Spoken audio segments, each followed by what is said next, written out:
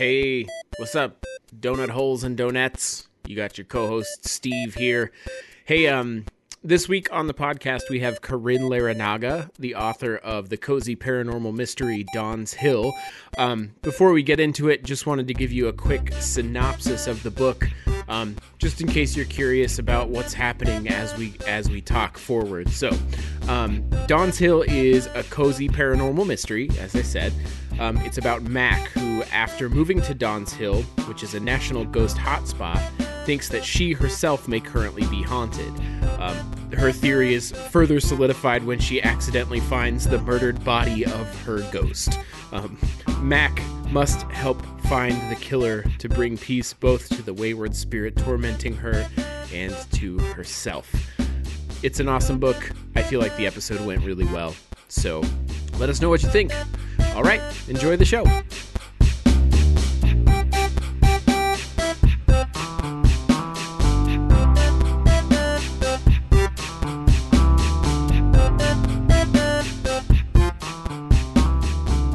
Church in here. Pressure's off. That's always kind of stressful for me, actually. I'm like, don't move. The 5 seconds? Don't breathe. Don't look at Steve or anything. Oh, guys. Welcome. Welcome. I don't know how to start. Welcome to the Plain Donuts Podcast. I'm your co-host, Alicia. I'm your co-host, Steve. And today we have a guest. I'm really excited. Who are you, guest? My name is Caryn. What's your last name? Larrinaga. Oh, that's a cool name. Thank you. Yeah. I have to say it in 2 pieces like that because they have to be able to digest one part before I throw the Larrinaga. How would you say it in them. Spain? Larrinaga. Really? Yeah. Is that how the Spanish would say it? They'd probably put a little, trill on the double R. Larrinaga. Exactly. Really good at That's accents. for our Spanish listeners out there in Spain. Hola. Hola. Oh, man. España listeners. There might be some Spanish listeners. I have Yeah. some pretty enthusiastic cousins in the Basque Country that could be listening to this. Oh, You check don't it know. out. So, who knows? You said Basque country, right? Yes. Not like Basque country like fishing. Not like fishing. Bass. Where they wouldn't speak Country. Spanish. Because they don't have bass in Spain. You don't know. Typically, they wouldn't speak Spanish, according to all the fishing TV I've watched, which is probably more than I should have, but not as much. Have you as seen might that guy think. though? He's like River Monsters, and that guy goes all. He probably finds some Spanish speaking. I once made a GIF out of the River Monsters guy on the internet. Oh yeah, Yeah, it says fish on. It's really good. that sounds great. What is his name? River Monsters. River Monster Man. Oh no. Mr. Monster Man. Are we really already tangenting? No, we can't. We gotta stay on track. Okay, so Caryn is our guest today, and she wrote a book, which is really cool, and it's a published book, real life author and everything. It's really cool. It's really exciting, and the book is really good. I have not finished it yet. I'm like 30 pages away, but I'm so close. I can taste the end. But what happens in the last 30 pages? Let's not say. No, we can't spoil it. We can't spoil it. So the book is Donn's Hill. Mm-hmm. Okay, Donn's Hill. I was like, sometimes I say a word in my brain, and I'm like, is this the actual way to pronounce it? Like when Harry Potter first came out, and Hermione, like I read Hermione over and over. I'm like, how am I supposed to say it? So my brain would just kind of like, zzz, like. Ron, Harry, and are going on a walk. And, I just wouldn't say it in my brain at all, just because I didn't know I how think to a pronounce lot it. of people didn't even bother pronouncing it in their heads Yeah. till the movies came out, and then we were all like, oh, thank goodness. Yeah, I was like, Hermione. Oh, I did. When I was a kid, I read all books and with words in my brain, right? So but I said her name wrong in my head. It was It was Hermione. Hermione? Yeah, because I'm a little American kid. I don't know. I think when I finally tried to say it, I was like, Hermione. Hermione. That would have been too hard for my brain, and I just read easy, so Hermione. I kind of. So I just switched them. Oh, Yeah. and I was like, Hermione you probably from meant Des to Moines. switch these 2 letters, right? This whole time. Or Herm from Detroit. I have a really hard Southside. time, once my brain reads something incorrectly, I have a really hard time correcting that. So Yeah. if I read someone's last name as Johnson and it's supposed to be Johnston, I'll never, ever see it as Johnston. Just like, you're Johnson forever. Yeah. It's not changing. Yeah. Yep. No, have you Have you ever, so being readers, we'll get to our actual beginning here soon enough, but like, have you ever come across words in real life that are spoken and you've read before and you're like, I didn't know how you said that word? Mm-hmm. Yeah, I'm trying to think of one, but I can't off the top of my head, but it happens to me with some frequency because you're a reader, but you've never heard somebody say it, and so it's like, I don't know if that's right. I think that happens a lot when I'm reading like anything to do with history, and you're like reading all these places, and you're just like, I don't know, that's nice France. No, it's not nice France, it's Nice France. Yeah. Like, but I would never know like how they pronounce it, so I'm like, oh yeah, the nice children from Nice France. And I'm like, what are you talking about? Like, it's Nice. Oh. All right, cool. Or like a doublet, which is like an overcoat, right? But do you say doublet or is it French? I don't know. That's a good question. See? Should we ask Google? Let's see. Are you gonna try Siri again? I didn't quite get that. Oh. Hey, how do you say doublet?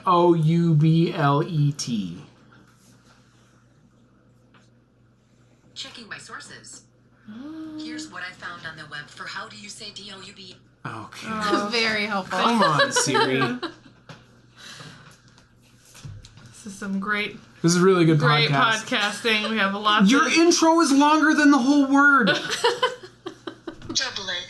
Doublet. That is doublet. Okay, Emma, thank you for wasting 7 seconds of my time with your one of those, graphical intro. Like those YouTube videos? Yeah. So it's like, how to pronounce this? Mm-hmm. Have you gone to the ones where they like pronounce them incorrectly?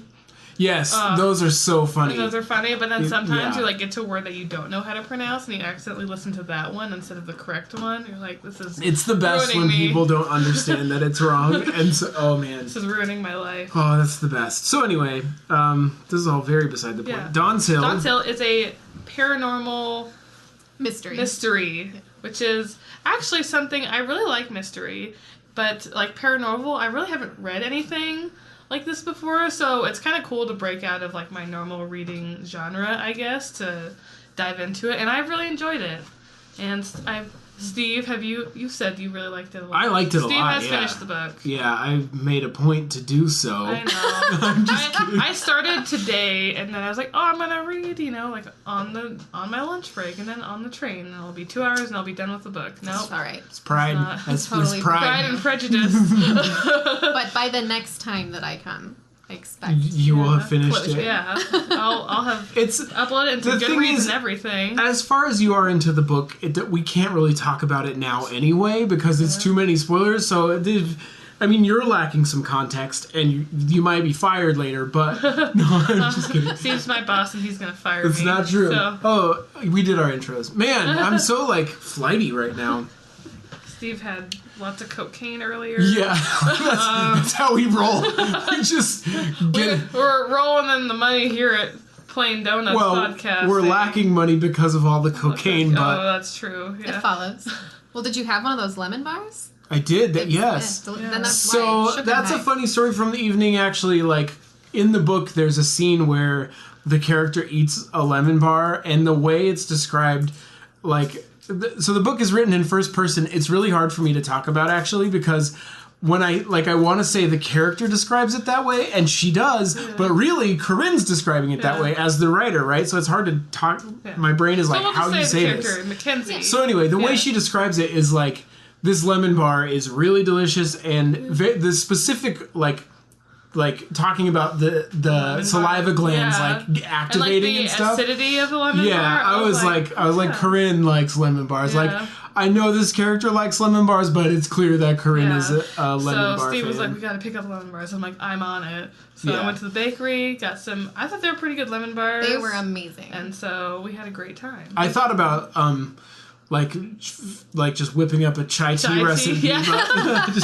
The way the chai tea is described also made me want a chai tea. So I was like, Good. Making me hungry. As long as there's some kind of takeaway from the book, even if the takeaway is just like, that's it, I'm going to go and get a lemon bar right now, then I've done my job, I feel. You know, like America's Test Kitchen should pay you to describe food in their books. That would be hilarious. Yeah. That sounds like a fun job. Can Could you I imagine? eat the food first and then, because that's absolutely. the dream. I think it would be interesting to write like a novel, but like the point of the novel is not to actually tell the story, but to like describe these recipes, and you can like actually recreate them like at the end. You know, there's actually a subgenre of cozy mysteries, and Donn's Hill is technically a cozy mystery because the protagonist is not a professional crime solver. She's just kind of an ordinary person who's getting involved with this messy murder situation. It makes me so mad because I'm like, just tell the police what's happening! So there's a whole genre where it's just people who have no business solving crimes, somehow solving crimes, and it's one of my favorite genres to read. But there's an entire subclass of them that's around people that own bakeries or sandwich shops or something with regards to food. And so there's kind of a cute thing that a lot of authors do where they will talk about food in the book, and then at the back, like after they have the story, like recipes. Yeah. Oh, that's clever. I like that. Yeah, I like that. That's a book I can get into. I can sink my teeth into that one, right? Oh, wah wah. You really got him. I got him. Good job. Soldier Boy, tell him. Good job. Yeah, that's awesome. We talked about Caryn. We were talking earlier about how Caryn is like, I'm kind of a glutton, so I just write about food a lot. And then she's like, my editor didn't make me take any of it out, so. Yeah. But like, I don't know. That's a little bit self-deprecating because realistically, the book is like not just about food. Yeah. Although there's a lot of food in it. There's a lot of food in it. Well, the main character Mackenzie is a glutton, so I wanted there's a scene in a diner, but the diner is supposed to be like this, like a seedy, crappy place. diner, right? Not because sometimes you think of diner food and you're like, oh yes, greasy, delicious cheese fries. But like the way that you described like the menu in the diner, I was like, I know exactly like what that feel like. You go into like this gross place, right? Yeah. Like the menus are kind of like sticky and like so that was. But I really wanted it to be like delicious diner food because I was like, the rest of the food in this book is amazing. Yeah. All the food can't be good though, right? You Yeah. have like That's this is like too not good predictable. food. They're good dogs, Brent. Have you ever heard of that meme? No. Oh my goodness. Okay, now I have to describe it for you. So there's, which sort of sucks because it like takes away from the meme. But there's this Twitter account called We Rate Dogs, and basically like their whole. Oh, I've seen that on Tumblr, I think. Yeah, so their whole shtick is that they rate dogs, but it's always like 12 out of 10 Yeah. when pet, right? Yeah. And so somebody was like this guy was like, hey, your system is broken. It's all 12 out of 10 or 11 out of 10. Why doesn't it just go up to 15 or something so it's better?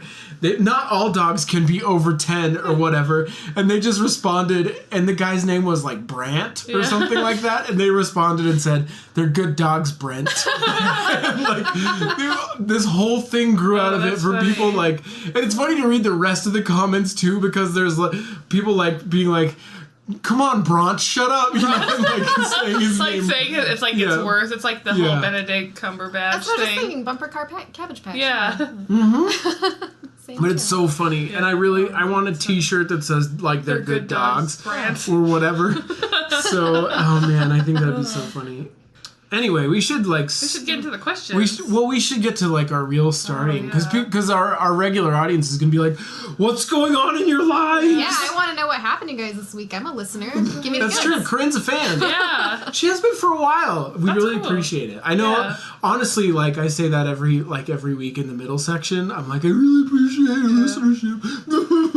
But anyway, that's my good impression of me. You want me to do an impression of you, Steve? I really appreciate it. Like it's hard to find people who care, and so like when you find listeners who are like, I really like it, it makes me happy. Makes me happy. So And some people were like, that was the best episode yet, and I was kind of nervous. the last one, yeah. Oh I was man. like, oh, we're getting like a little dicey here. Oh yeah, but- because I was like touching on some very contentious subjects, and I got in a little bit of trouble, but I called it on. I have some friends that are like like very in the LGBT community, and like, I'm sorry I didn't say the whole thing. It's really long. Did you know there are more letters? Oh, there's more? Oh man, yeah. Oh, hold on. Let me look up the full. I'm not going to go into it this time because I'll just dig myself a deeper hole. Just read us all of the letters. LGBTQ full name. So last time we said it was LGBTQI plus, right? Yes. So, I've never read the whole thing. Okay.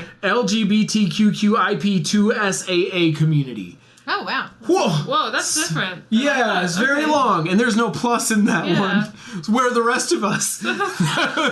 Anyway, so I got in a little bit of trouble because, like, admittedly, when you're like a straight white guy, it's very easy to do what's called like punching down, right? Where you're taking some less fortunate group and being like, haha, look at those idiots, which I didn't feel like I was really doing, but maybe I was, and that's totally good criticism. Like, yeah, you're totally making those people feel like less. And if I was, I didn't mean to be. But the other criticism was that when you want to like take those letters away, or even if you're like joking about doing that you are sort of like delegitimizing someone. And I was like, I wasn't trying to do that either. Like, I get a little frustrated about, and not even so much.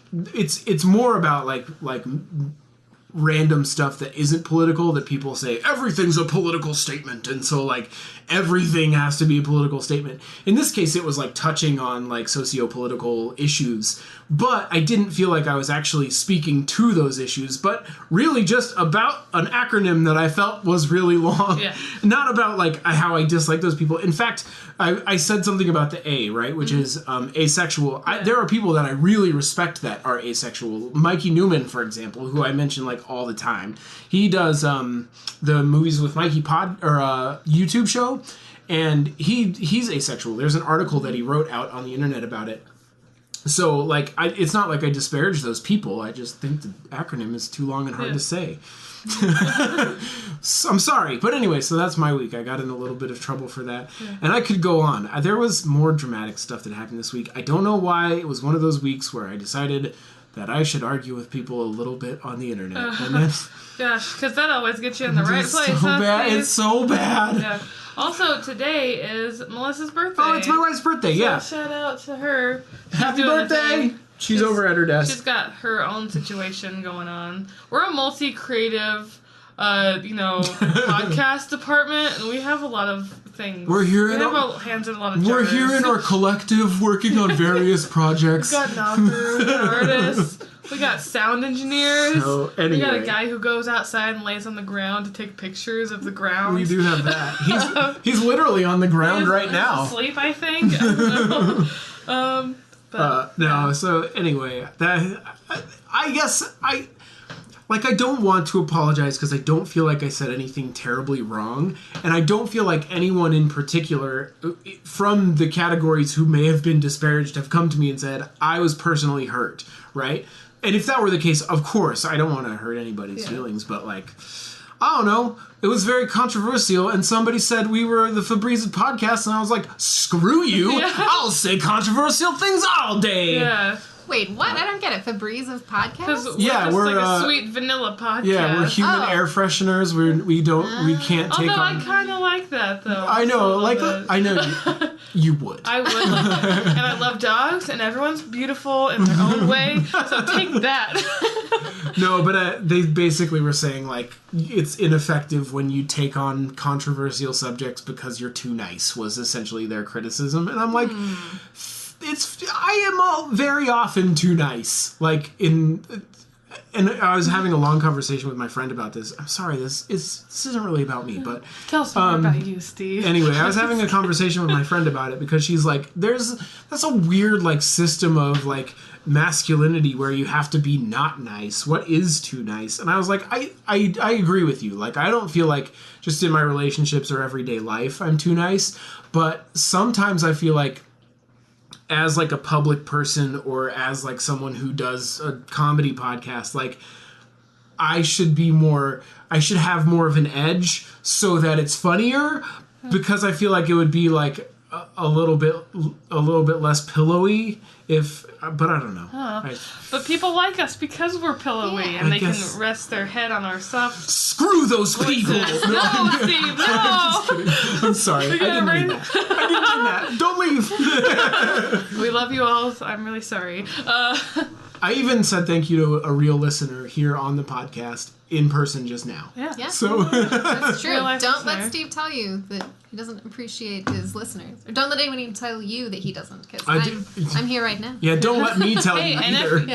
if we like you enough, we just might bring you on I know. and talk to you. in Well, real to be life. fair, Caryn did a thing. Yeah. So I'm pretty sure if I was just a listener of this podcast, I'm like, oh, I want to go on. I'd have to like really rake my mind to think like, what thing do I do that would make that would warrant me make it coming interesting. like onto the podcast? I'm like, oh no. Well, number one, that's awesome. Like, inspire them to do a thing. But no, it's true. Like, listening to you guys' podcast and you'll be talking about something, and I'm sitting at home working at my desk, and I'm thinking, I have something so awesome to contribute to this conversation, but I'm not there, so I just have to say it to myself. Yeah, and I think somewhat. that's the number one thing that I've heard, and I've said this before, but people really, people have mentioned to me, at least before, that they like listening because they feel like it's just two people having a conversation. They can listen and, like, kind of form their own opinion. It's like hanging out with two friends. So take that, person.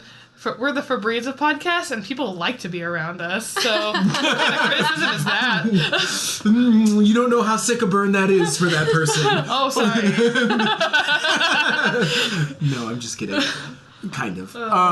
But anyways, so that How's was your? Steve. Yeah, sorry. I'm really sorry that I took so much time. Yeah. I always barrel roll this podcast. Yeah, and I'm gonna a do it little one twist day. in I it. keep joking about it, but I'm gonna get like a chess timer and I'll bring it in, I know. and we'll smack it to see who takes up the most time. It's gonna be Although, me, and I'm gonna feel sometimes sad. I do talk a lot about things that really fire me up, like Lumiere's voice on the new live-action Beauty and the Beast. But that's neither here nor there. Well, now we're not even allowed to talk about that know. because it's too controversial. It's too controversial. But my week, Sorry. I'm trying to think of what I even did this week. I don't know. I feel like it's all a blur. Well, you've been reading Don's Hill. I've been reading Donn Hill today. Do you like it? And I really like it, yeah. And I'm pretty good into my reading challenge. Right now, I'm also reading, and I usually don't do this, because I usually stick to one book and I'll read it, like, within a couple days and, like, okay, that's done. Like, I don't like to read multiple books at a time. But Donn Hill is really good. It's, like, a good page-turner, and I really like it a lot. I'm also reading Hamilton. Not the Hamilton, like, actual biography, not that, but like Hamilton's America, from Lin-Manuel Miranda. Oh, okay. Shout out to him. Of course. I gotta mention it once. He still hasn't tweeted me back. #rude. But I'm reading that, and I'm also reading Basilica, the Building of St. Peter's Cathedral. So cool. Keeping it diversified my reading portfolio. You've been thinking a lot about Calvinism lately, too? Yeah, thinking about Calvinism a little bit and stressing out about that. And I try not to. I try not to think about it. We won't go into that because Yeah, it's too. this is a fun podcast. It's supposed to be comedy. Yeah. Let's tell jokes about Tell Calvinism. jokes. I don't know any Calvinist jokes. That's how it should be. Wah wah. As it is and was destined to be. Oh jeez. That's we made a good bit there, Steve. That was a Calvinist joke. That was a good Sorry, bit. Guys. But yeah, I mean, just shopping. I bought new running shoes, which is really exciting. Oh, remember when I was asking you about shoes and you're like, I usually spend like $2 on shoes? Yeah. And I was like, what about running shoes? And you're like, yeah, you can find them at Savers or whatever. And I was Yeah. like, yeah, are they good? No, not good. The last pair I did get for free because Otto won some sales contest at his work. But they're worn out. There's a hole in it. They let water in. They're bad. I can't use them anymore. I'm like, I gotta get new shoes. And I was like breaking down. Like I can't do this. So I actually went to Ross. Yeah. To go get shoes, which is not like the normal place, but like I said, I don't like to spend a lot of cash on things like this. And I spent $40 on Under Armour running shoes that were $85. Nice. But were marked down. Congratulations. At Ross, so I felt really good about Congratulations on your adult purchase. I know, I was like stressing out about it too. Like, I can't believe I spent this much money on shoes. Like, this is ridiculous. And so now I have like them inside. I'm like, I'm only going to use these once I get to the gym. I won't even like go to the gym in my shoes. I'll just like pack them in my bag, take them, and I'll put them on once I'm inside. Like I won't even walk outside with these shoes. So. Nice. That's kind of how my running shoes are, but my treadmill's just in my basement, Yeah. so I just leave them down there because it's easier. Yeah, and then on Sunday, I don't know, I usually hate talking about like working out, but this was relevant. I was like, I need to work out more, so I've been like doing pretty good. I worked out like 4 times last week.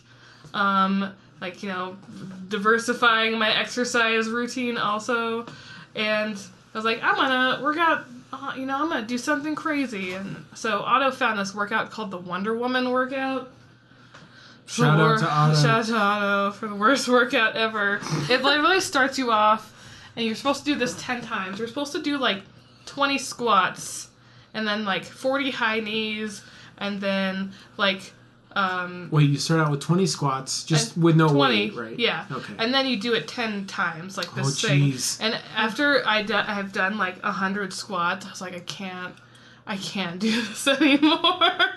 And that was just the first like tier of it, right? And then there's like planks, and there was lunges, like 40 lunges, and it was the worst. So that was my weekend and now I can't go up the stairs like a normal human. I have to walk weird. So Nice. in case you're wondering why I was walking weird up your stairs, I didn't notice. that was the reason. Man, what a Fabrizi story. Yes. No, I'm just kidding. Non-controversial and easy to digest. Nice. So anyway, Corinne, how was your week? How's it, since you were born, how's it been? Yeah. My week was pretty awesome. You're doing like a lot of like promotion right now, right? Yeah. Are we part of your promotion circuit? Yeah, you guys are a part of the official press tour for Donn's Hill. Sick. I feel like Jimmy Kimmel. If we had a video, I'd be like, "Go purchase downhill now!" And I like put it up, and then the camera would zoom in. But It'd be worth it just for that. Well, we're gonna put it on Instagram later Nice. for sure. But yeah, that was the good part. The bad part, you guys actually had a part, like a piece of the worst part of my week. Oh no, I'm sorry. Because I was so offensive? yeah, Steve was so no. I have to admit I haven't listened to that episode yet, but you bet your Dang boots it. I'm gonna now. But I had to go to the dentist to get like the second part of a root canal / crown thing. It was the really awful part where the root canal's over and you've had your filling thing in there for a couple of weeks, and then they go and they like remove your tooth around the post thingy so they can put the crown on. It was misery, but every time I go to the dentist, I listen to your guys' podcast because I'm like, it's so like you guys will literally make me laugh while I'm at the dentist, and that says a lot. Winning. That's really good. But apart from that, it's been great. Book came out on Friday. I got to get lots of attention and tweets and hang out at home on my couch, but socialize with people all day long. God bless the internet. And so yeah, just doing fun promotional stuff and trying really, really hard not to look at reviews. So, Oh, really? Oh, yeah, because that can be disappointing, right? yeah, for sure. Man, I see, like, whenever I do a thing, I don't care if there are bad comments. Like, I don't care at all. Because I want to know. Steve just wants every comment. Yeah. Well, All of them. so I'm like. Including those, like, we found a way to download all those new videos. Click here in these links. Just kidding. Yeah. That's spam. That's right. You got me. No. So, yeah. So I just I'm like if I released the book, I'd want to just read the worst ones because like I feel like I'm wrong, of course, but I feel like I would be objective enough to be like those aren't valid criticisms because of this and this and this, or like actually that's kind of valid. Got me. You know, like, I feel like, but I wouldn't take it personally, although, who knows? You know what I mean? Especially, I feel like if it was, like, a big wave of horrible criticism. Like one of those really long ones on Goodreads where it's just like, ugh, like, that's, like, the first word, you're like, oh, geez. Yeah. You click on it, and it's, like, a novel of a review. You're like, I don't know if I have time to read this. Complete but... with animated gifs. Yeah, of like people just like faces. like slapping their forehead or Yeah. like slamming their head into a desk. You're like, you know, David Tennant in the rain. yeah. It's like, why are you sad? Like, you don't have to keep reading if you really hate it that much. Yeah. That's how you get popular on Goodreads. Apparently, is to like put GIFs in your reviews and stuff. I have time for that. It's almost like a mini blog post in a way where people want to illustrate it. But I mean, on the one hand, a negative review is kind of good. I was pretty excited with Hide and Seek, the little short story I published a year and a half ago or so. When it got its first bad review, I was actually kind of excited because I said, hey, this person doesn't know me. If they were a friend of mine, they probably would have not written a bad review just because they would be all worried about hurting my feelings or whatever. So that was nice because it proved that someone outside of my social circle had picked it up and read it and finished it and had an opinion on it that was strong enough that they wanted to post it on the internet. So in a way, that's good. And I'm not against reading my bad reviews. I just don't want to read any yet. I want to ride this high a little longer. Well, so far, everything that I've seen has been like 5-star review. I don't think I've seen anything less than that yet. Awesome. I'm sure there might be more, but in the future. Are you planning on writing a negative review, Steve? No. I'm sure there'll be some 1-star review. I'm planning on writing a balanced review, thank you. And it'll be like, shipping was terrible. Like, Steve, it was a PDF. I don't know. Shipping was extra good on this book because after we got the advanced review copy, and then late when it came out, I bought it because I was like, well, me and Caryn are friends, so I'm just gonna buy a digital copy of the book. And it's easier to read on the Kindle app instead of a PDF, so I was like, that'll let me do it on my phone easier and get me through the book because I don't read like 10 pages at a time or whatever, so like you do. Yeah, like some people. Yeah, although the PDF is really small print, so I'm like, ugh. Okay. Like, I'm like really close to my phone is really close to my face, and I look like I'm like, I don't know, texting someone like a mean message. Like, So. Yeah, that's the reason I wanted the digital copy, because I didn't want to have to be like, okay, what did that say? Well, thank you for buying a digital copy. But I have a personal like creed. Yes, kind of. Just a personal principle that if you can support your friend for less than $5, you should do it, even if the thing sucks, because it's your friend, right? So like that, because not saying this sucks because it's really good. No, I really like it. It's really no, but if I mean, like the other thing is, I'm like if your friend starts a Facebook page and they invite you to like it. Mm-hmm. Why wouldn't you? You know, like you might just be like, "Oh, I'm not interested in this thing." That's totally fine, but they're your friend. Like, give them some support. You know, like so that is literally the easiest thing you could possibly do is click a button on the internet. You know, like how little are you willing to do? God forbid that person ask you to help them move or something. Like, so anyway, it's a point of contention, I guess. Yeah. Although we haven't just shared the page with everyone, right? No, we've kind of like intentionally avoided that because of the fact that like on our Facebook page we would like it to reflect people who like actually like the podcast, right? And who are engaged. Although I can't say our engagement is super high, but. It's something. It's Facebook, so they hide your posts. Yeah, they do. Unless we pay them. Thanks, Facebook.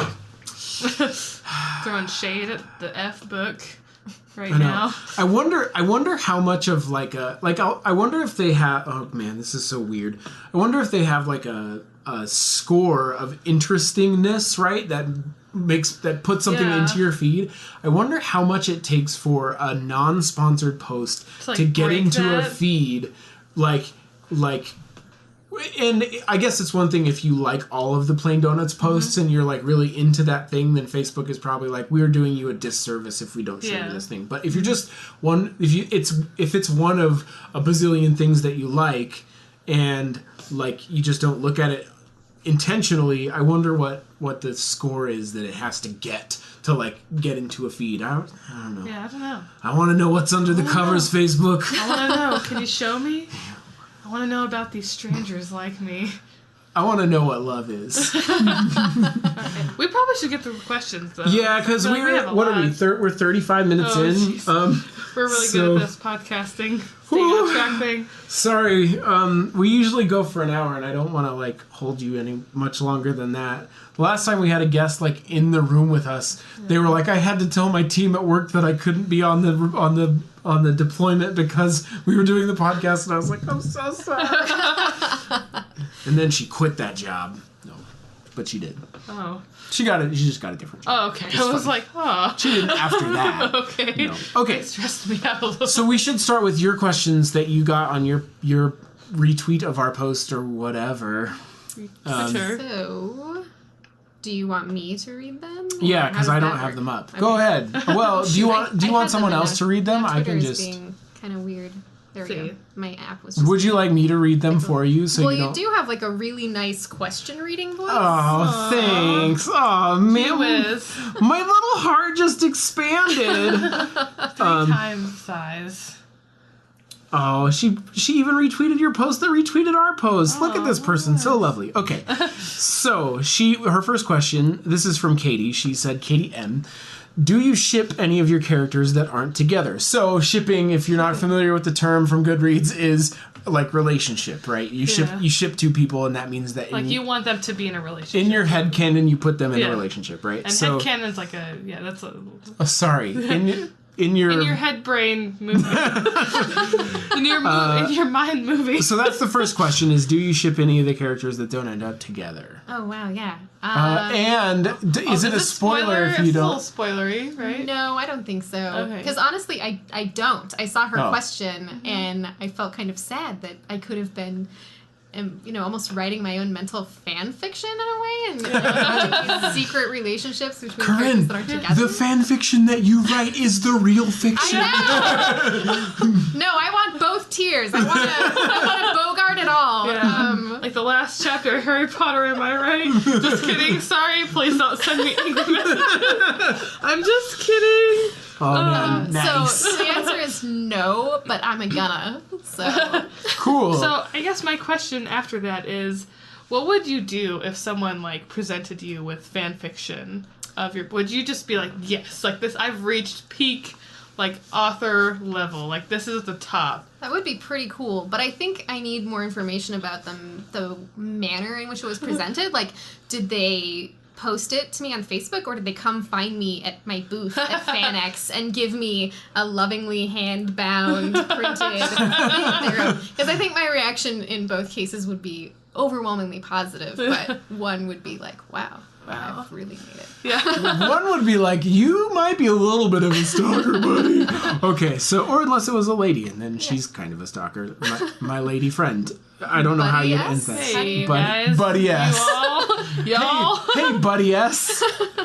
Budette. Anyway, I'm trying to think of the only character that I'm sort of interested in, like, who he might be shipped with, is the creepy guy from the house. Philip. Yeah, Philip. I'm just wondering, like, I can't think of anybody else in the world that he would even remotely fit with. Yeah. Or anyone in the real world. Yeah. Well, challenge accepted.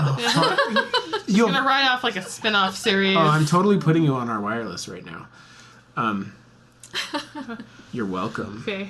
Thank you. While you do that, I'm Oh. gonna skip to a Facebook question. I have another question here that I can Okay. read. I feel like we should finish Katie's questions Okay. first. So, the next question, and I think it's a really interesting question, is how long did it take you to land an agent or a publisher, or I would guess both? Yeah. Yeah, that's a good question. For me, it was pretty fast. So I started querying in January of 2016. And for those of you that don't know, querying is a living nightmare in which you send a short synopsis of your book to different agents. And you can find them online. You can find them like in library books that list agents, and you send them and you hope that they send back some interest. But what you really get is crickets at best and a rejection at worst. Or maybe flip those things. Yeah. I don't know. Sometimes it was nice to get a rejection and mentally cross them off Yeah. the list. So yeah, I started querying in January. And a few months into that process, I started learning more and more about small presses, because there's the big 5 publishing houses that kind of run everything. They've all got these little subsidiaries called imprints. And so most of the books that you see in the bookstore, even if they've got different publishers listed on their spine, they probably most of them filter back to these same big five. Interesting. Presses. So, but there's a really big kind of movement where indie presses are becoming more of a thing, and they're really small, and they maybe put out 10 titles a year. But I went to a convention, and the guy that was speaking was the owner of a small press, and he basically talked about how you can either be like a little tiny fish in a mid-list at a big publisher, or you could be a big fish for a tiny publisher and get more one-on-one attention and be able to have real conversations with them about your vision, and they're more flexible. And I loved the way that sounded. So I started looking at small presses instead of agents, and pulled back on my agent querying and started going for small presses instead. Was that the owner of Immortal Works that gave that? No, that guy owns, it's also a local publishing house. It's called Future House Publishing, and they focus more on sci-fi fantasy, Okay. Which wasn't a really good fit for Donn's Hill, so I didn't end up querying them. But I will totally credit him with introducing me to the concept of a small press and getting me excited. So Cool. but to follow up and answer that question, I got my publishing contract at the end of September, so it took me about 9 months. Do you have an agent or? No, I wasn't actually able to get an agent. Most small presses don't require you to have one. Right. And an agent, they end up taking a piece of your commission. So Right.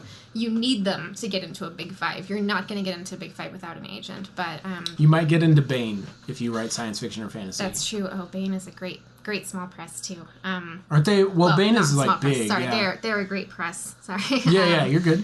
They have a new book coming out that I want to plug just for 1 second. It's called Witchy Eye. It's by David Butler, and it looks amazing. Oh, really? David Butler is published with them. Yeah. Is that right? That's awesome. I thought he was mostly like published through like smaller Utah local presses. Oh, I don't know. I know. Does it? I think he's he owns a agented. small press or like has.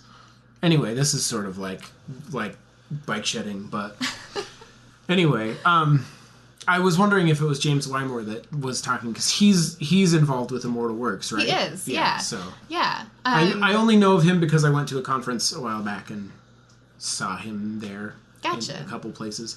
He's a lot taller than he looks in his pictures. James Wymore is crazy tall, and I am very, very short, so I don't like standing next to him at our booth. Let's all just sit down, please. Is he the owner of Immortal Works, or is he? No, he was one of the co-founders, Oh, okay. and he was the acquisitions manager for a little bit. That's and, right. But he is also part of a comedy troupe called the Space Balrogs. Yeah, which David Butler is in, right? Yeah. Yeah, okay. And also our managing editor, Jason King, is in that. Holly Anderson, who was the acquisitions editor that fell in love with my story and recommended it for publishing, she's also a part of them. So there's definitely a lot of connections between Immortal Works and the Space Balrogs. So. That's pretty awesome. Yeah. I follow a lot of those guys on Twitter. Good. And I went to one conference, so I just happen to see a bunch of names now and go, yes, I know who that person is. You dipped your toe into the water. It's a weird world. Katie, was it Katie? Yeah, Katie had one other question. I can't remember what it was, and your phone locked.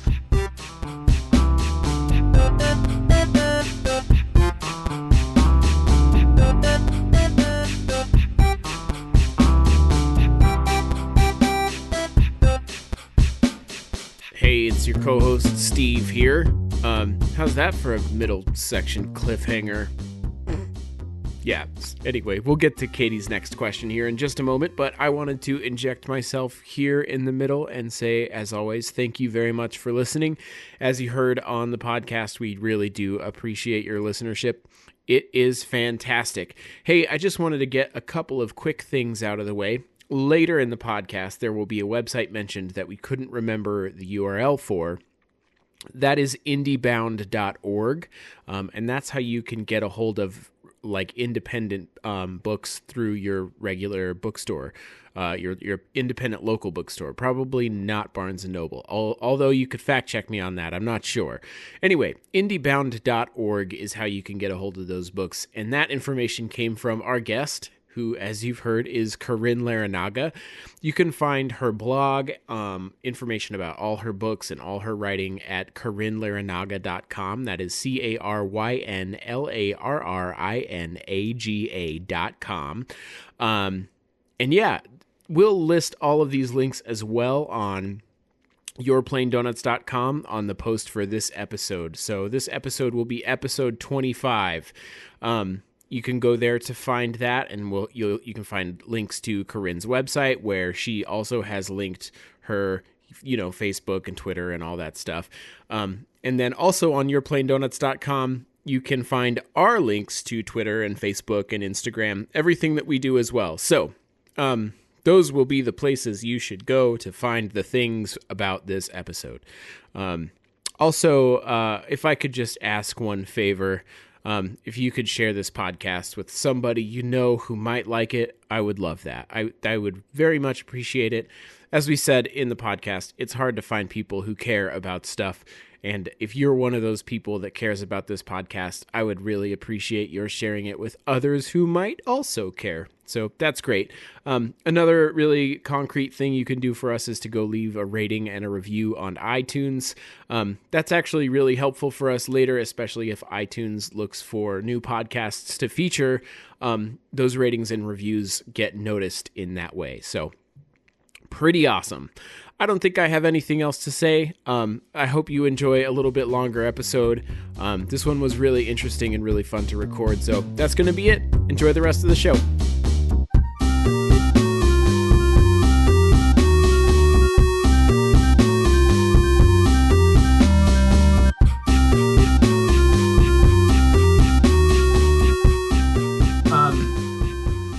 It was, right. What was the hardest scene for you to write in your book? Was her last question. Oh, God, that's a good question. Yeah. That's Is this spoilery too, or is this going to be... Probably the ending, not necessarily because of the content of the ending, but because I always struggle a lot with endings. Yeah. Because there's so much buildup, and you've put so much into it, and you want it to pay off really well, and you want it to pay off perfectly, and there's a lot of pressure. So I actually have a really bad habit of rushing the ending a little bit. Like, I'm like, I just want to get this stupid first draft done, so I'll just throw in a crappy ending, and then that's the part that gets reworked again and again and again. And my ending probably got reworked like 6 or 7 times before I was happy with it. So definitely the ending was hard.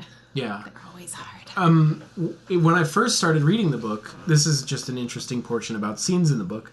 I messaged you right after I read, I think it's just the prologue, right?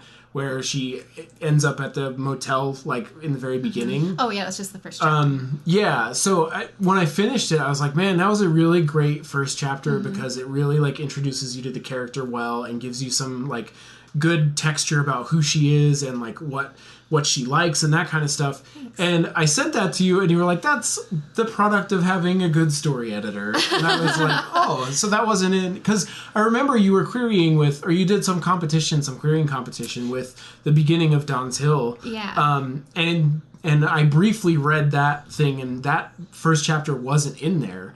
And so that's another thing that got added in the editing process, right? Yes. So one of my editors recommended... she felt that the story started a little bit too late, and she correctly advised that I should really introduce the reader, like you said, to Mackenzie and let them get to know her a little bit before putting her in a tense situation, so that the reader basically has a reason to root for her and to care about the outcome of that situation. So yeah, man, it was such a good establishment of the character. Well, thank you. So I was like, this is good. It was because I remember reading that first chapter going, wait, okay, what's happening? And it was the presence sitting on the bed, right? It was the very first thing. And I was like, that's interesting, but who's this person? So I thought it was a really good addition. Speaking of the editing process. Do we want to go to the Plain Donuts page? Yeah. So Chris H., big fan. Yeah, Chris H. is my brother-in-law. You know him personally, actually. I do. We've been friends since junior high. Yeah.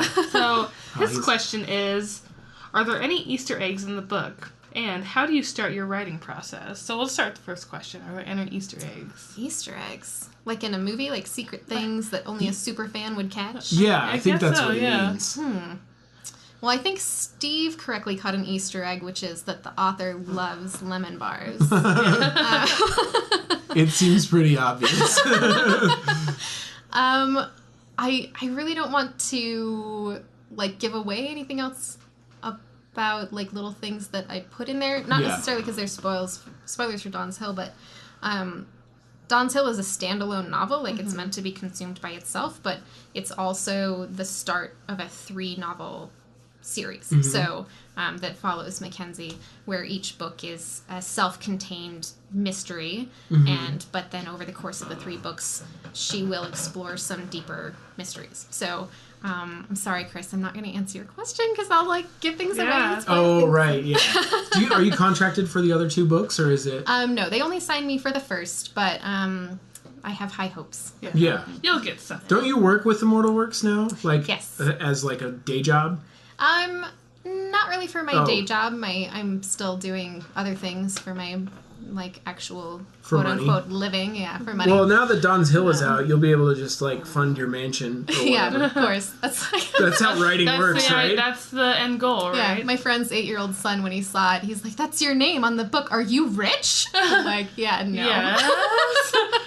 One day you'll know, child, that that's not how this works. So I actually have a question relating to this Easter egg thing. So, the main character, Mackenzie, has a friend named Kit in the story, and there's also this cat that's in the story. So I was like, Kit's cat? Was that like meant to be? And I could just be reaching 100%, but that was kind of funny to me. I was like, oh, Kit Kat, I can like. Well. No, I'm going to disappoint you. Oh, that's okay. I'm so sorry. Those connections were not intentional. I wanted to be connection. I mean, that is cute, though. The cat's name isn't Cat. I know, but like, well, it's unnamed for a minute. Yeah. So I was like, oh, that's kind of, it's kind of cute. Cool. Can I amend my answer and say I was clever enough to think of that? Yeah, there you go. That's what happens when, your writing is... the longer it's around, people start making theories. That's the dream. Like, beyond people writing fan fiction, I want people to have, like, theories of the truths of things and such. Can you imagine being, like, Brandon Sanderson and, like, reading these theories online and just being like, you guys are so high right now. And he does read them because he has a Reddit account, and I've seen him on the writing subreddit before, so he's reading them. I know. It's crazy. Brandon. Yeah. So, Chris... Come be on the podcast. And, how do you start your writing process? Oh, well, okay. So, I have a place that... Well, okay, yeah, that's... I guess I was going to take that question with when I sit down to write during the day and what do I do first. Sure. So I have a writing place. I have a little blue couch that I got from the DI, and it's just a cute little Hold on, sorry. Just for our listeners who are not Utah, the DI is essentially like the Salvation Army or whatever. Yeah. It's short for Deseret Industries, and we are not sponsored by them. And it's where you can get a couch for $25. And so I have a little blue couch that I love to sit on. It's like totally destroyed because I also have cats, and it's because it was the cheap, crappy couch, we let them ruin it. But so that's my writing place, and having a set place where I do my writing is really helpful because I don't do my day job work in there. I only write. And you work from home normally? Is that typically how your day goes? That's cool. The dream. I'm going to... So, Cola also asked a question on our Plain Donuts page. Well, several. I'm just going to fish out, like, one. Okay, thank you. Yeah. Good Lord. Cola, we might get to some of the other ones in the process. Where did you find your inspiration? Oh, that question came up a couple times, actually, in various forms. All right, cool. Well, we'll just wrap it all up. Answer it then. Yeah. Well, lots of it comes from playing, like, really stupid games of What If with my husband, who is amazing, and we'll play, we call them reindeer games, because we'll put up with each other's nonsense no matter what's going on. So, we'll see something weird, and he'll ask an absurd question about it, and then that'll just get us spiraling into this what if, and it branches off. Some of it comes from people's real-life experiences, like Don's Hill was partially inspired by an experience my mom had with a poltergeist when I was a baby. And I've always loved that story. The movie Poltergeist? No, with an actual poltergeist. I know, I'm sorry.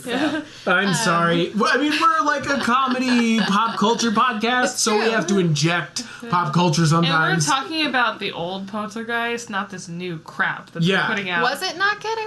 I don't know, but I just am really a huge fan of like the older one. I was terrified of the older one. Well, yeah, and like all the like actors went on to either like die horribly or have like insanity problems. And, Yeah, it was cursed. same with like The Exorcist has similar stories of people after the fact and stuff. But Oh, I didn't know that about The Exorcist. yeah, it's weird. It's a weird one.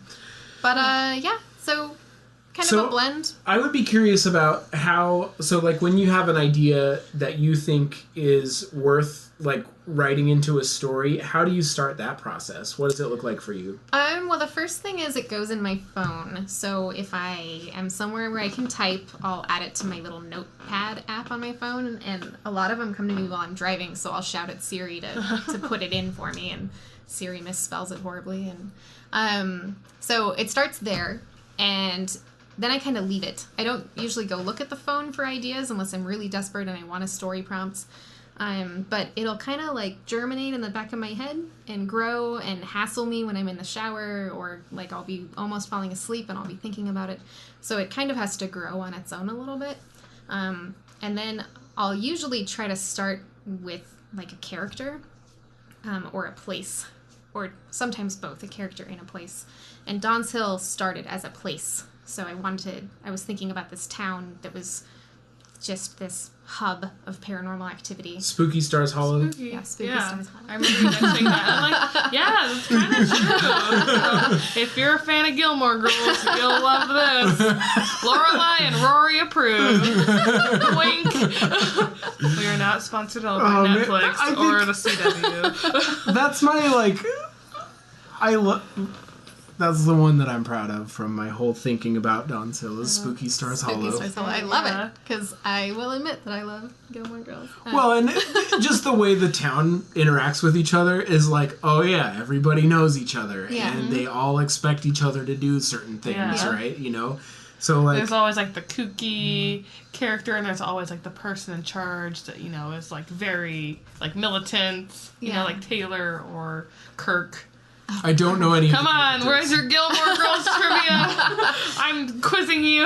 Well, I'm gonna fail because I don't know Gilmore Girls very well.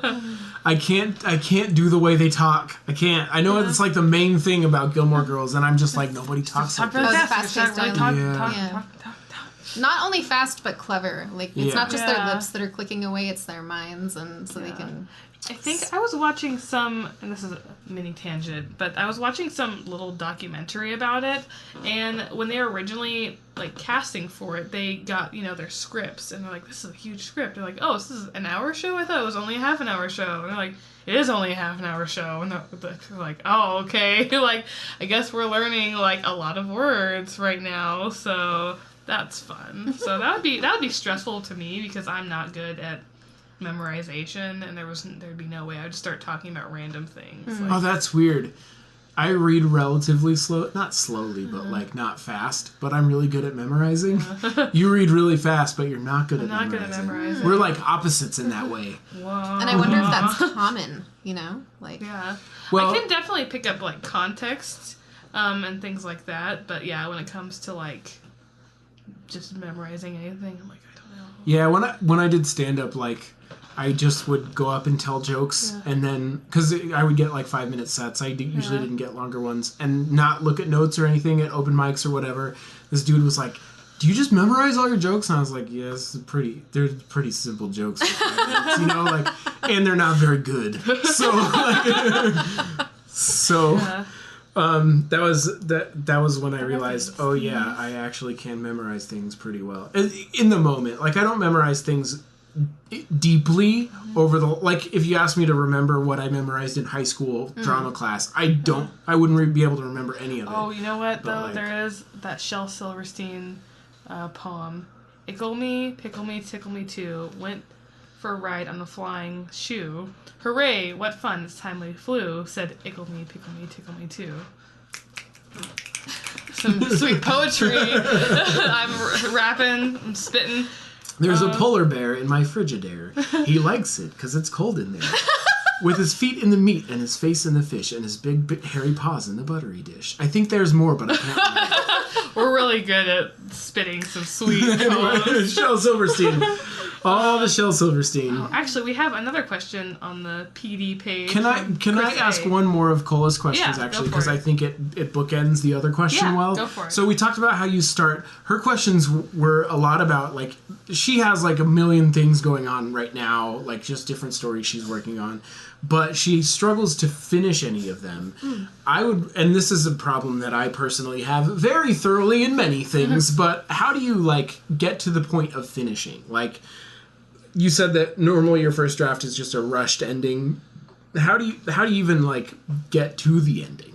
What is your What's your motivation to, like, push through? Sure. Yeah. Well, that's what I was just going to say is you have to find a motivation to get to the end, whether you want to finish because you can't share it till it's done. And then that has to be a self-imposed rule that you don't talk about the story that you're writing or show it to anyone until it's done. So then you have that motivation of I want to share this thing that I'm making, so I have to finish it first. And that's kind of one motivation that I operate off of. Donn's Hill was actually really easy to finish, and I finished it fast because I wrote my cat into it that had passed away. Oh. And so every day that I sat down to write, I got to, like, you know, see what she's up to. So it motivated me. Oh. Otto had to leave the room, and our dogs are like, "You can't go anywhere." How dare you? So that motivated me to finish Don's Hill. And my second novel that I wrote took me a lot longer, and I think it's because I had to find different motivations. And one of those motivations, honestly, was just I wanted to write a second novel. I want to start building my body of work, and so I think you have to find what's the reason that you're writing in the first place, and then kind of compound that motivation so it feels stronger and make it force you. And if it has to be an external force, like get a friend who hassles you and says, I better have a rough draft in my hands by June 1st, and they're mean to you about it, and that can help too. Oh man, that would help me a lot. You want me to be that person? No, for you, Steve? because I have so much other crap going on. But I really that would Come help on, me a Steve, lot. you gotta do the thing that you said you were gonna do. Do it. Oh, Do it. So this might be speaking of that. Something you said sparked this, and for listeners, you could take this away. Actually, did you know that when you talk about the fact that you're doing something, your brain gets the same kind of payoff that you would get from having done the thing? And so, like, you say, "Oh, I'm writing a novel," and then your brain goes, "Oh yeah." Nice, we're writing a novel. That's good enough. You know, and so a lot of times, unless you're a person who of like extreme drive who can talk about what they're working on while they're working on it, a lot of times it's better not to talk about it, because once you get to because you won't finish it otherwise. You'll be like, I got the payoff I wanted for that by talking about how cool I am for doing it, right? Yeah. So like, so maybe everybody should shut up about what they're doing and just do it, dang it. Shia LaBeouf says it best. Just do it. Just do it. Oh man. Make your dreams come true. Don't let your dreams be dreams. Thank you, Shia. Thank you. Oh, they he's are so wise great. words. Yeah. He's great. It's so funny how, like, that's actually kind of That's essentially what you just need to do. It's kind of a clever thing to say. Yeah. Don't let your dreams be dreams, but it's so ridiculous that it's like, oh, okay. Yeah, you're right. I shouldn't let my dreams It's be so dreams. ridiculous it needs to be on a shirt in really big letters. I think he did that whole thing, like, just without any attribution necessary, because he did it all on a green screen with the intention that people would use it for other stuff. Yeah. So He's you the might best just performance artist of all time. So- I'm like convinced. I'm so convinced. I don't know about all time, but I don't know the other performance artists. He's definitely one of the most famous performance artists ever. So good. But anyway, you could put "Don't Let Your Dreams Be Dreams" on a T-shirt and probably not get sued at all. Yeah. Hey, right on. That's all. Okay, so do we have more? Yeah. Chris asked, "Who is your most influential author?" He asks this because it's a very unique genre. So you mentioned cozy mystery, mysteries? cozy paranormal mystery. Yeah. If I had to pick one that influenced Don's Hill specifically, I would say Dean Koontz. Okay. If you've ever read the Odd Thomas books, which I love so much, because they take place in a small town. There's, some paranormal aspects. So that was an influence. But probably the author that's influenced my overall like genre choice as a whole would be Lillian Jackson Braun, who wrote the Cat Who series, and she kind of popularized cozy mysteries back in the I think 80s is when they really started picking up steam with her. So yeah, probably those two put together is how I came to Donn's Hill. So. In general, who do you feel like your most influential authors are? That's such a tricky question because there's authors that I love to read, but I'm not sure how much I actually pull from them for my own writing. Sure. So probably I'd say, in addition to Lillian Jackson Braun, I'd say Rita Mae Brown, who is another cozy mystery author. Dean Koontz for sure. I love reading Stephen King while I'm trying to write something scary, because reading Stephen King critically and picking up on the seeds that he's planting that are going to be harvested in a scary way later is really helpful. Yeah. So I would wonder, speaking of Stephen King, if you have the same feeling I do, just for some context, there are two types of writers. One who is an outliner, and one who they call a pantser or a seat of the pantser, right? Yeah. Stephen King is a famous seat of the pantser. That's actually really interesting. Yeah. I wouldn't think of him as that. Well, he writes that way, and he literally doesn't know how it's going to end until it ends, right? And for me, so the end of the movie It, if you haven't seen it, it's too old. I'm spoiling. No spoilers. But the end of the movie It is the weird. It's like, where did this spider come from? This doesn't make any sense at all. And it's the least satisfying ending of anything I can remember. I haven't read the book. I haven't read any of Stephen King's books actually. So to be fair, I'm not the best judge. But it seems like some of his stuff pays off really well at the end, and sometimes it kind of dies at the end.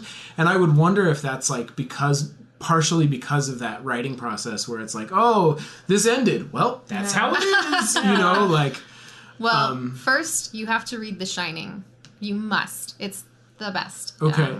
Absolutely, hands down, my favorite book he's Well, ever what written. if I don't want to? Well, not too bad. I'm sorry. Because I'm going to come back here. I know where you live now. Okay, jeez, And, that's true. And you're just have going to have to do it, Steve. But I'm do it. Fair. I think I'm kind of a blend of plotting and pantsing, because I'll plot a little bit. I make sure that I've got all the major points, that there's, an inciting event and a turn and, a but then and all of that stuff. But but when you go back after the first draft is actually when you make sure that those, well, not you, I'm not going to say all writers do this, but that's when I go back and plant some of those seeds, and I'll change things. I'll change a setting, or I'll change a just tiny thing in the room or something, because I'll realize it's an opportunity to plant a seed. So I think because nobody sits down and spits out a book and they're like, done, here you go, it's done. Everybody edits, and if you're not, and you actually write something readable, then good for you. But I think during the editing process is where pantsers can still make all of those wonderful payoffs possible. Would you say that a very high percentage of writers need a rewriting process in order to actually bring the story out from just being kind of a mediocre thing? I think so. I would pretty much uncategorically say that you need to revise no matter what you're working on. Yeah. Well, so, man, we could get so in the weeds about this, and we won't. So we are at about an hour. We can end, or we have more questions if you want to keep going. I'm good. Whatever you and your... Should we do 2 more questions? Sure. I have a zillion questions here. And I have my own questions. One thing that I wanted to mention, that I thought this is just to, I feel like it's a good thing to pump the book a little bit. Yeah. And we've already talked about how some parts are really good. One thing that I thought was really, really good, and the question behind this is how did this get worked in? Is it just your natural tendency to write this way, or was that part of the editing process too? But one thing that I thought was always really good was that the sort of tone of a scene was always conveyed in how you were describing things, even outside of the emotions of the characters or like what was actually happening in the scene. Like the diner scene, for example, we talked about it a little bit before we started the podcast, but it's or did we? Was that on the podcast? I think so. Yeah, we were talking about the menu. Yeah, right. Yeah. So the way that you described everything, I think you set things up just like you set up a scene really well. Well, you knew that wasn't going to be a nice, like, cozy scene, right? You knew that it was going to be like the seedy, gross, like, weird, uncomfortable scene. Yeah. Because not just because it was that scene, but because of the way that it was written, right? Like both in the syntax and in like just the tone of everything. So, and in the plot and the things that happened. Is that something that you try to do all the time as you're writing? And do you do more of that as you edit? I guess are the two questions. That's an awesome question. I do a little bit of it while I'm writing, but when I'm going through and revising, I definitely try to pay attention to those descriptors, because I think during my first drafts, I kind of do a crappy job of conveying anything outside of the immediate action. So I don't think I do a very good job describing like what a room looks like, or the first draft of the novel I just finished, one of my beta readers was like, I don't know what this character looks like because you've never once actually told me anything about them. So during the revision process, I try to focus on that a lot and try to focus on like the entire scene, like what the character's feeling and what they're seeing, and especially because I have a tendency, it's weird, with my short fiction, I write in third person limited, and in my novels so far I've written in first person, so I don't know why. But I try to focus on that, I think, a lot more in the revision process, because during that first draft I want what's going to happen and get it out and move on and not worry about the finer details, I guess you'd call them, till later. Sure. But yeah, that was a part of it that I, like every scene, I was like, oh man, I can feel this scene without even having to know what's happening yet. Yeah. You know, I thought that was really good through the whole book. Thank you. So you're welcome. That. So we have more. I have some. I haven't read any from my Facebook page yet, so we probably should go through some of those. Let's see. From Rachel W. Oh yeah. Let's see. Why did you write the book? I guess I got an interesting question. Yeah. Why did I write that book? And then how did you start writing, I guess? So I would wonder, was Donn's Hill your first completed novel? Is yes. that okay? Yep. So, and do you remember what drove you to write it to start with?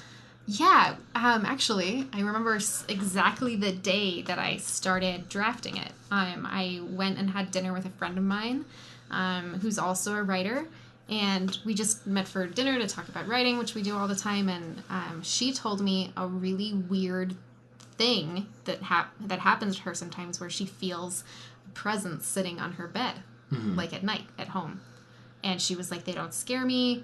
It's just a thing. I guess they're spirits. Maybe they'll move on, whatever. And I thought that was the coolest thing. Yeah. So then later, of course, when I'm laying in my bed, I'm like, what was that? Was that a cat getting on the bed? So I was laying in bed, and I just started thinking about that scene, that beginning scene. What had originally been the beginning scene. And the first line of my first draft was, someone was sitting on my bed. And so I actually got out my phone and couldn't sleep and started writing that first scene. And I had come up with the concept of Don's Hill a couple of months before and had been trying to fiddle with a plot. And it was a completely contemporary romance with no fantastical anything and no dead bodies. And I just had what's a book without some dead bodies? I just kind of had, that kind of a plot, and then I had come up with the town of Don's Hill and was trying to mush them together, and it wasn't working until Danielle told me that story, and then it really sparked it and got me to start writing Don's Hill. So one thing I'd be curious about from that is how long was it from that moment until your release date last week, right? Oh. Friday. You don't have to remember specifically the number of days, but like in months maybe. Yeah. Or years. Yeah. So that was probably late,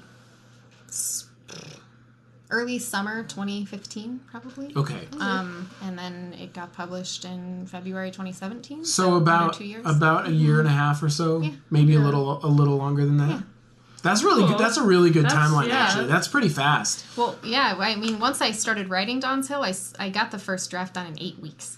So, I'm sorry, I keep asking like leaving questions that branch off from the original, but what would you say? Because a lot of authors will write a thing, and it will be really bad because it's their first thing, but they finish it, and they think it's great and want to like shop it out, and nothing ever comes of it, right? And so they have to write another thing and maybe another and all these other things to actually get any attention from anyone at all. What do you think it was in your case just luck that happened to get you that, or I don't think that's fair really, because I'm sure you probably care about the craft and like have a good understanding of that, and I'm sure you did work to get it noticed, right? Yeah. So what separated you from the person who has to struggle through 7 novels before they get published? I have no idea, but I will say that Dawn's Hill was my first completed novel, but it wasn't the first thing I'd ever written.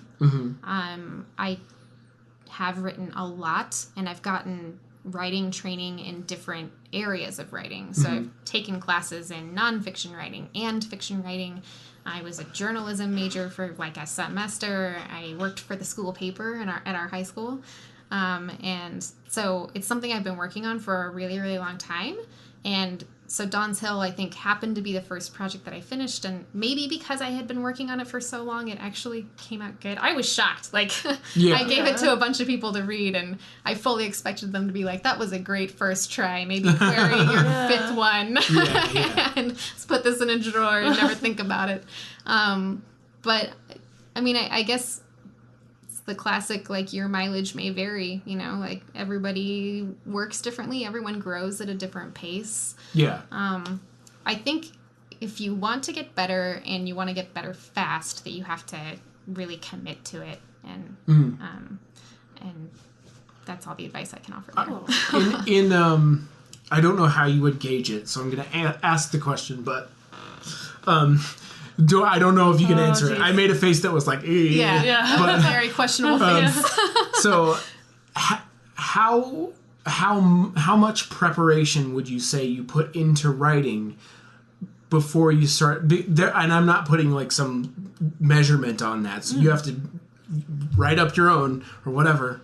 Don't write it, because that'll take a while. But anyway, like, how much preparation would you say you put into writing before you started writing Dawn's Hill? Sorry. Oh, I like on and off, not taking it seriously versus taking it seriously, most of my life, honestly. Because I started writing when I was little. Like, as soon as I could read, I wanted to write. And I would write stories handwritten on, like, you know, big sheets of paper, and my mom would type them up so I'd feel like they were professional, because it could come out of the printer and I'd have a little story.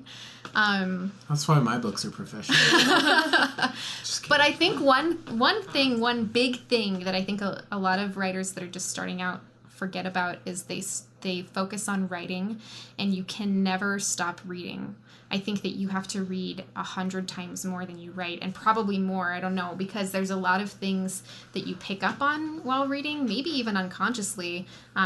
Big things, like the things we were talking about earlier, is planting seeds and harvesting them later, to little things, like how do you make dialogue look like dialogue in an American book? Like, Yeah. So I think you've got to prepare in multiple ways. You have to write a bunch and you have to read a bunch, and I think you have to read critically too. I don't know who else had to suffer through AP English, where they made you like read the book and write in the margins and underline foreshadowing and things like that. But yeah, I did that. It took all the joy out of the books that they assigned you. But I think that it's actually important to do that. So I can't read anymore is the problem.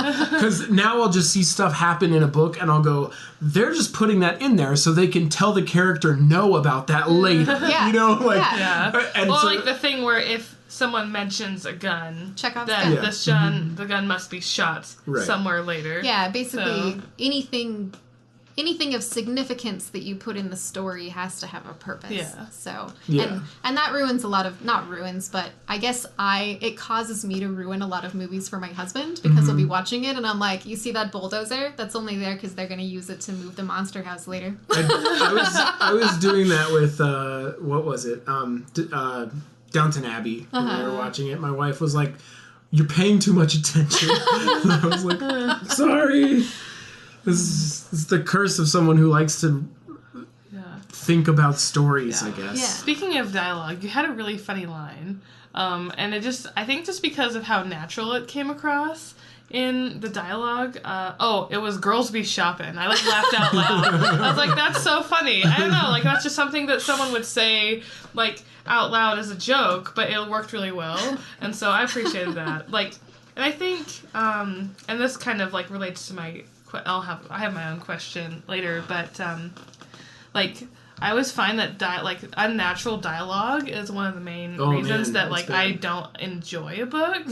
And I think that's why I started writing is because I read a lot of books and I was noticing a lot of things. I don't really like how these characters are portrayed, and why isn't, there a female character that's like this, and, why isn't there more representation for people like me, or, whatever. Yeah. So, freaks? Yeah. Gosh, Steve, it's because I'm half white, half something else. Here I am punching down again.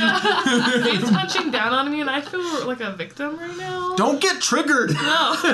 I'll be if I want to be. Okay, alright? sorry. Those are my feelings. I trigger when I want. But, so, yeah, I guess, leading up to my question, my biggest problem for when I'm writing something is I feel like I treat it as something, so precious, because it's, really personal for me. I don't want to share ever. And even though I feel like sometimes I'm making something this is, really different and interesting, and, it could be good, I don't know, but I don't want to, share it with anybody, because it's, how... Have you ever been like that? And, how did you break past, that barrier, if you were? Have I been not wanting to share it because it's so personal? I guess I'm an exhibitionist. I want to share everything. Even when I was a musician, I got... Sorry. I got really irritated playing in, jam bands sometimes, because I was we're making good music, I want to share it. Yeah. I want to be on a stage playing it or recording it in a studio so we can share it. So I just want to share everything that I make, I guess. But I do totally get it being, really personal and precious to you, because when I'm working with an editor and I get the edits back, I'm pissed for, 3 days. Yeah. And I'll be really angry, even at the editor, and I'm like, they are crazy, they don't know what they're talking about. And then I settle down, and I finally realize, okay, they're totally right. That line doesn't belong there, or that dialogue is unnatural, or I did talk for way too long about the way a staircase looked or something. But I go from being defensive, and I have to come around to their good advice, I guess. So. Cool. So we've been going for nearly an hour and 20 minutes. We probably should cut it off because our audience is used to us just going forever, I guess.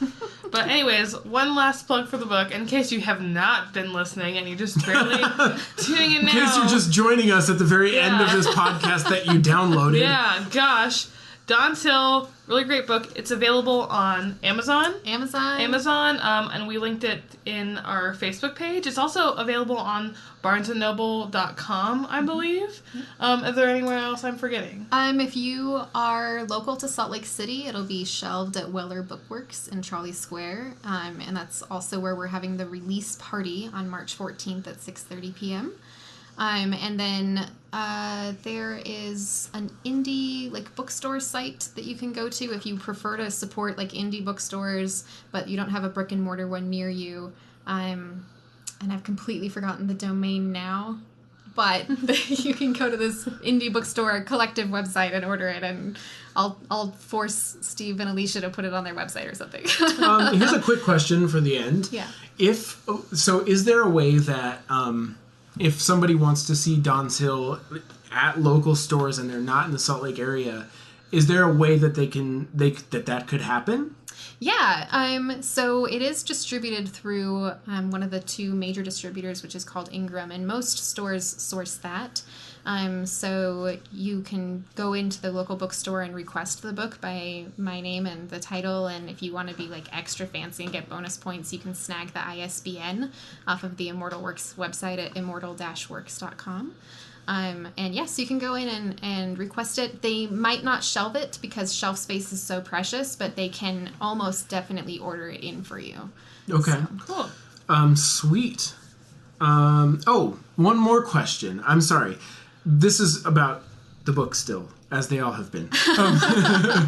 So, this is a small release, right? Like a limited release from Immortal Works. Is there a way that this book could expand that release? Like, meaning, like if it were just really popular, would Immortal Works publish it and send it to more places, or would it have to go through another channel for that to happen, or how did? Oh yeah. So the distribution of titles to bookstores is kind of an interesting process. Mm-hmm. So it's kind of a complicated process, but basically publishers work with bookstore buyers to get it on the shelves. So I'm not really sure what the simple answer is to that question, or if there is one, but it's a big process, and the publisher usually needs to be of a size that they have someone whose like entire main focus is working with buyers and getting the books into the shelves. And things Cool. like that. So, But the digital version is available everywhere. Everywhere. And it can be on your phone, on your tablet, Yep. on your fridge. 'Cause You don't write your whole book on your phone, do you? oh my Or you- gosh, I would freak out. No. Okay. Because Yeah. you said, Just like- I pulled out my phone and started writing it, and I was like, oh no, you don't do the whole thing that way. No, no. I'm sure out there someone out there has done Oh, that yeah. in the past. Um, or now. I know Neil Gaiman writes on his phone. He writes at any possible moment. So like anytime there's a break in something, or like even at like events and stuff, he'll be like, oh well, I gotta keep writing my book or it's not gonna get done, you know. Like, Yeah. So it's really interesting. But yeah, I don't think he completely writes it that way. I do it under duress only. Like if there's an idea and I'm terrified that I'm going to fall asleep in 10 minutes and lose it, then I'll type it on my phone and sync it to my computer with the magical cloud and pull it into my actual writing program. So Nice. Cool. Well, cool. Thanks, everyone. This has been Plain Donuts, the podcast with Caryn Larrinaga, the writer of Donn's Hill, paranormal mystery, cozy paranormal mystery, released by Immortal Works. You can find it on Amazon, BarnesandNoble.com, or at Weller Books. And get yourself a lemon bar, a nice hot chai tea, and settle in for this cozy mystery. The other thing is, if you want to go to the release party, it's at Weller Bookworks in Trolley Square in Salt Lake City. The 14th at, did you say 6:30 p.m.? 6:30 to 8 p.m. Cool. Thank you guys so much for having me. All right, thanks. Thanks, Bye, everyone. Bye. Bye. Bye.